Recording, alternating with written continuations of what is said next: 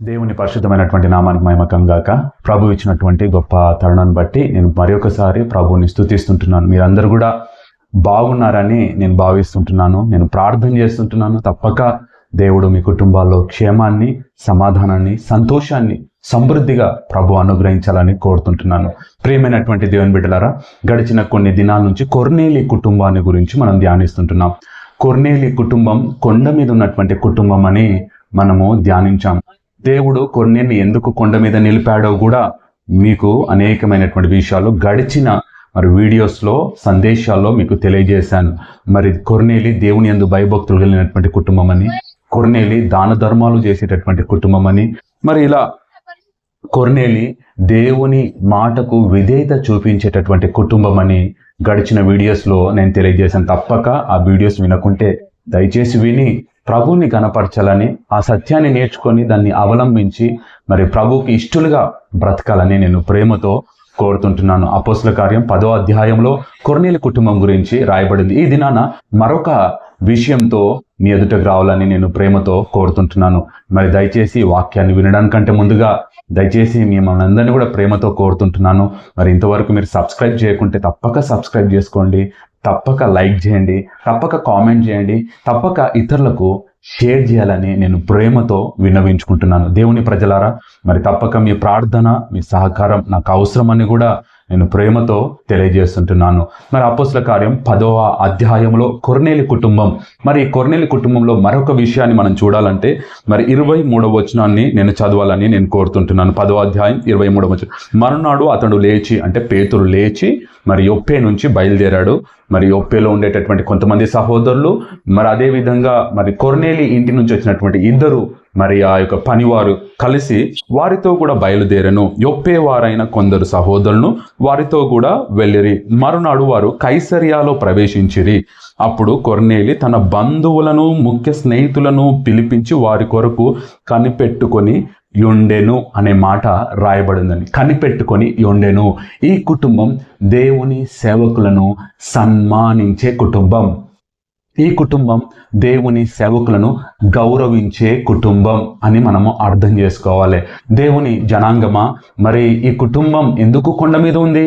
దేవుడు ఈ కుటుంబాన్ని ఈ యొక్క ప్రారంభ దినాల్లోనే ఎందుకు ఇంతగా ఆశీర్వదించాడు అని మనము ఆలోచిస్తున్నట్లయితే, ఈ కుటుంబంలో ఎంతో మంచి గుణం ఉందండి.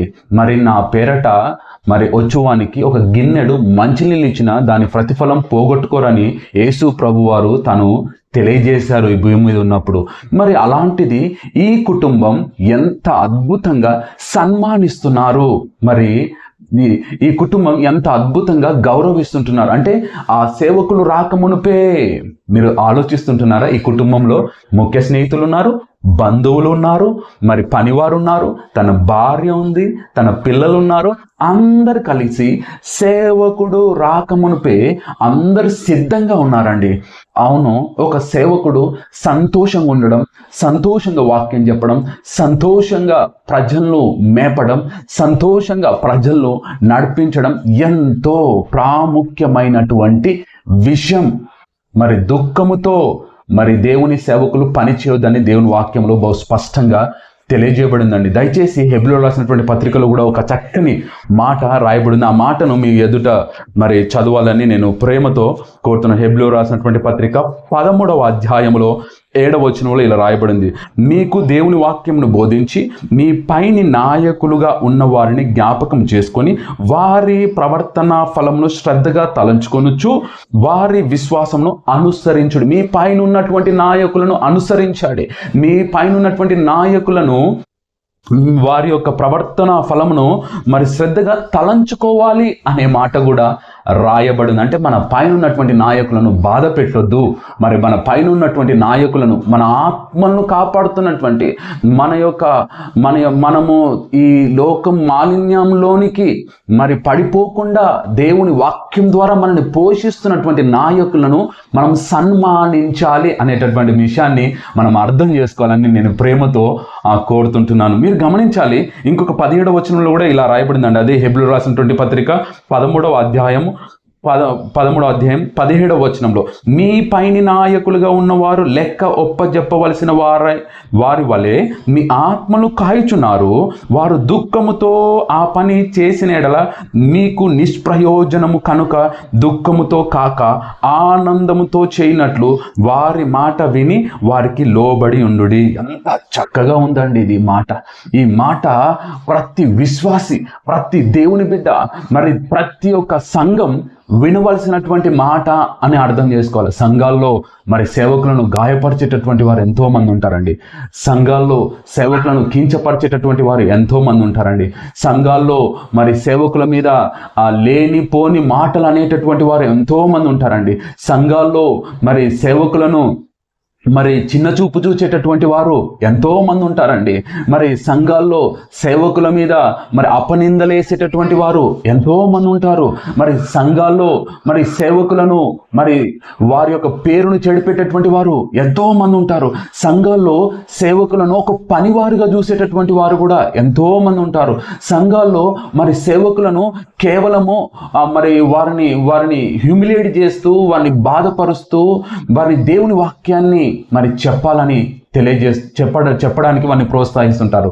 కానీ దేవుని ప్రజలారా, దేవుని వాక్యం అంటుంది, మీ పైన మీ ఆత్మలను కాపాడుతున్నటువంటి నాయకులను మీరు వారు దుఃఖముఖముతో దుఃఖ హృదయముతో వారు వాక్యోపదేశం చేయకూడదు, అది మీకు నిష్ప్రయోజనము అనే మాట రాయబడి ఉందండి. వారు ఆనందంతో ఆ పని చేయాలంటండి. అవును, దేవుని సేవ చేస్తున్నప్పుడు ఎంతో ఆనందంతో చేయాలండి.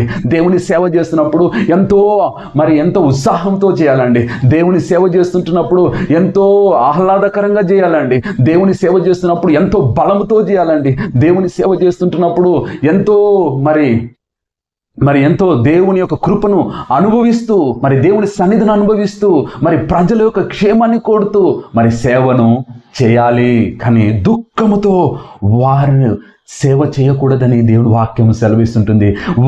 వారి మాటలకు లోబడండి అని మాట సెలవిస్తుంటుంది. దేవుని ప్రజలారా, ఎలా దేవుని సేవకులను సంతోష పెట్టాలి అంటే, ఈ కొర్నేలి కుటుంబం మనకు అద్భుతమైనటువంటి విషయాన్ని తెలియజేస్తుంటుంది. ఎలా అంటే, మీరు చూడండి, అపోస్తల కార్యంలో వారందరూ సేవకుడు రాకమునుపే, ఈ దినాన సేవకుడు వస్తాడు, సంఘంలో ఉన్నటువంటి సంఘ సభ్యులు రారండి. చూడండి ఎంత బాధ. సేవకుడు వచ్చి ఒక్కడే పాటలు పాడుకుంటాడు. సేవకుడు వచ్చి ఒక్కడే మరి ప్రార్థనలు చేసుకుంటాడు. సేవకుడు వచ్చి ఒక్కడే విజ్ఞాపనలు చేసుకుంటుంటాడు. సేవకుడు వచ్చి ఒక్కడే మరి ఆరాధన జరుపుకుంటాడు. ఎవరికి వస్తుంటారండి. కొంతమంది ఆశీర్వాదపు పాటకు వచ్చేటటువంటి వారు ఉన్నారు, కొంతమంది కానుకలు పాటకు వచ్చేటటువంటి వారు ఉన్నారు, కొంతమంది సందేశం కొరకు మాత్రమే వచ్చేటటువంటి వారు ఉన్నారు, కొంతమంది ఇలా రకరకాలుగా ఉన్నారండి ప్రజలు. కానీ సేవకుడు సంతోషముతో వాక్య పరిచర్య చేయాలంటే, సేవకుడు మీ ఆత్మను సంతోషముతో కాపాడాలి అంటే, సేవకుడు చక్కగా మరి ఆనందంతో బోధించాలి అంటే, సేవకుడు మీ మధ్యలో ఎంతో ఆనందంగా ఉండాలంటే, మొదట ఆయన మాటకు లోబడాలి. ఆయన రాక మునిపే సంఘమంతా కూడా వేచి ఉండాలండి. సంఘమంతా కూడా ముందుగా ఈ కొర్నేలి కుటుంబము, బంధువులు, ముఖ్య స్నేహితులు వారందరూ కూడా వారి కొరకు కనిపెట్టుకొని ఉండెను అనే మాట రాయబడి, వారందరి కొరకు అంటే సేవకుడు రాక మునిపే దే వర్ వెయిటింగ్. దేని కొరకు వెయిటింగ్ అంటే, they were waiting for the word of God to be delivered. They were waiting for the word of God should touch them. ఎంత అద్భుతం అండి. ఈ దినాన సేవకులు వచ్చి వెయిట్ చేస్తుంటారు సంఘస్థుల కొరకు. ఎంత దౌర్భాగ్యమైనటువంటి దినాలో మీరు ఒకసారి, ఎంత దయనీయమైనటువంటి దినాలో మనం ఆలోచించాలి. ఎంత బాధకరమైనటువంటి దినాలో మనం ఆలోచించాలి. ఎంత మరి సంఘము ఎంతగా క్షీణించినటువంటి దినాల్లో మనం ఆలోచించాలని. అంటే సంఘానికి సేవకులను గౌరవించడం రాదు, సంఘానికి సేవకులను మరి అభినందించడం రాదు, సంఘానికి సేవకులను మరి సంతోష పెట్టడం రాదు. They want to be satisfied by the servant of God, but they don't want to satisfy the servant of God. They want to be happy through the servant of God, but they don't want to make the servant of God to be happy. ఎంత అద్భుతం. దయచేసి ఇది ఎంత అద్భుతమైనటువంటి విషయమో మీరు ఆలోచించాలని నేను కోరుతున్నాను. మనము సేవకులను సంతోష పెట్టేటటువంటి వారుగా ఉండాలని ప్రభు ఈ దినాన మనకు నేర్పిస్తారు. ఈ కుటుంబం దేవుని సేవకులను ఎంత చక్కగా సన్మానిస్తున్నారో మీరు చూడండి. ఆయన రాకమునుపే వారు వెయిట్ చేస్తున్నట్టు. ఇంకొక మాటను కూడా మీకు చూపిస్తానండి. 25వ వచనంలో మీరు చూడండి. పేతురు లోపలికి రాగా కొర్నేలి అతనిని ఎదుర్కొంటున్నాడండి. సేవకులు వస్తే కూడా లేచి నిలబడినటువంటి వారు ఎంతో మంది ఉన్నారు. సేవకులు వస్తే కూడా ఎవరు గుడ్ మార్నింగ్ అని, గుడ్ ఈవినింగ్ అని, లేకుంటే గుడ్ ఆఫ్టర్నూన్ అని, లేకుంటే ప్రైజ్ ద లార్డ్ అని చెప్పనటువంటి, వందనాలు చెప్పనటువంటి మరి బిడ్డలు ఎంతో మంది ఉన్నారు. కానీ ఈ కొర్నేలి లేచి ఎదుర్కొని అతని పాదముల మీద పడి నమస్కారం చేశాను. నేను పాదాల మీద పడమని నేను చెప్పడం లేదు, కానీ అంత గౌరవం ఇవ్వాలండి. Minimum courtesy, minimum respect, minimum అండి. ఎందుకంటే వారు మీ ఆత్మను కాపాడుతున్నారు కాబట్టి, ఎందుకంటే వారు మిమ్మల్ని దేవుని వాక్యం ద్వారా పోషిస్తున్నారు కాబట్టి, ఎందుకంటే వారు మిమ్మల్ని లోకంలో పడిపోకుండా దేవుని వాక్యం ద్వారా మిమ్మల్ని హెచ్చరిస్తున్నందుకై, దేవుడు వారిని వాడుకుంటున్నందుకై, దేవుని ఆత్మ ద్వారా వారిని మరి మిమ్మల్ని పురిగొల్పిస్తున్నందుకై, దేవుని ఆత్మ ద్వారా వారి ద్వారా మిమ్మల్ని సరి చేస్తున్నందుకై యూ షుడ్ రెస్పెక్ట్ దెమ్. దేవుడు వారిని ఎంచుకున్నందుకై వారికి గౌరవం ఇవ్వాలండి. దేవుడు వారిని ప్రత్యేకించినందుకై మీరు వారికి గౌరవం ఇవ్వాలండి. దేవుడు చేశాడు కాబట్టి తప్పక మనము వారిని సన్మానించాలి. ఈ కుటుంబం చూడండి, వారు రాకమునిపే దే వర్ వెయిటింగ్. అండ్ ఇంకొకటి చూడండి, వారు వస్తుంటుండగా వీరు లేచి, ఈయన ఎంత పెద్ద అధికారం అండి, 100 మంది మీద అధిపతి. పేతురు ఇంకా ఏం లేదు అసలుకి అతని ముందు చూస్తే, కానీ పేతురులో ఉన్నటువంటి దేవుణ్ణి చూశాడు, పేతురులో ఉన్నటువంటి వాక్యాన్ని చూశాడు, పేతురులో ఉన్నటువంటి మహిమను చూశాడు. పేతురు దేవుని చేత ఏర్పరచబడినటువంటి వాడని గమనించాడు కాబట్టి వెంటనే లేచి నిలబడ్డం మాత్రమే కాదు, సాగిలపడి నమస్కారం చేసి, పేతురు అయితే అన్నాడు, అయ్యా నేను కూడా నీలాంటి వాడినే, నన్ను మొక్కకూడదు, ప్రభువుని గణపరచాలని తెలియజేశాడు.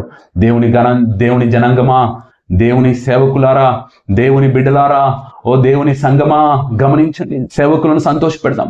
వారి దుఃఖంతో ఏ పని చేయకుండా ఉందాం, వారు దుఃఖముతో బోధించకుండా ఉందాం, వారి దుఃఖముతో బాధతో మరి సేవను చేసేటటువంటి వారిగా కాకుండా వారిని సంతోషంతో సేవను చేసేటటువంటి వారిగా వారిని సన్మానిద్దాం. When they are happy they will release blessings అండి. వారి నోటి నిండా ఆశీర్వాదాలు వస్తాయండి, వారి నోటి నిండా దీవెనలు వస్తాయండి, వారి నోటి నిండా నిన్ను సంతోష పెట్టేటటువంటి మాటలు వస్తాయండి, వారి నోటి నిండా మరి నవ్వున్నప్పుడు నీ జీవితంలో సంతోషం కూడా వస్తుంటుందండి. దేవుని వాక్యం మాట్లాడతారండి. దేవుని జనాంగమా, దయచేసి మరి సేవకులను ఘనపరుద్దాం, సేవకులను సంతోషపెడదాం, సేవకులను సన్మానిద్దాం, వారిని దుఃఖ పెట్టొద్దని దేవుని సేవకునిగా దేవుని వాక్యాన్ని మరి ఆధారం చేసుకొని మీకు తెలియజేస్తుంటున్నాను. దయచేసి అలా చేసి దేవుని యొక్క కృపను పొందుకుందాం, అనేకులకు ఆశీర్వాదకరంగా ఉందాం, దేవుని సేవకులు అనేకుల్ని ప్రోత్సహిద్దాం. ఇంకా పనివారు కొద్దిగా ఉన్నారని దేవుని వాక్యం సెలవిస్తుంటుంది కాబట్టి ఇంకా అనేక మంది పనివారు రావడానికి ఉన్నటువంటి సేవకులను సంతోషంతో దేవుని వాక్యాన్ని పంచేటటువంటి విధంగా వారిని ప్రోత్సహించినప్పుడు అనేక సేవకులు బయలుదేరుతారు, అనేకులు మరి దేవుని రాజ్యాన్ని కట్టేటటువంటి యోధులుగా మార్చబడతారు. అట్టి కృప దేవుడు మనందరికీ అనుగ్రహించాలని, మన కుటుంబాల్లో ఉన్నటువంటి బిడ్డలే కావచ్చు, మన కుటుంబాల్లో ఉండేటువంటి పెద్దలే కావచ్చు, మన కుటుంబాల్లో ఉండేటటువంటి యవన బిడ్డలే కావచ్చు, ప్రతి ఒక్కరూ దేవుని సేవకులను సన్మానించుదుము గాక అని నేను ప్రార్థన చేస్తున్నాను. ప్రతి ఒక్క బిడ్డలు దేవుని సేవకులను సంతోషపెట్టుదురు గాక అని మనం ప్రార్థన చేద్దాం. దేవా నీకు వందనాలు. ఈ యొక్క ఉదయకాలం మరొకసారి దేవా నీ వాక్కులు ధ్యానించే కృపనిచ్చావు. కొర్నేలి కుటుంబం గురించి, కొర్నేలి కుటుంబం దేవుని సేవకులను సన్మానించే కుటుంబం అని ఈ దినాన నేర్చుకున్నాం. అలానే జీవించడానికి నీ కృప చూపించమని యేసు నామములో అడిగి వేడుకుంటున్నాను మా తండ్రి. ఆమేన్, ఆమేన్.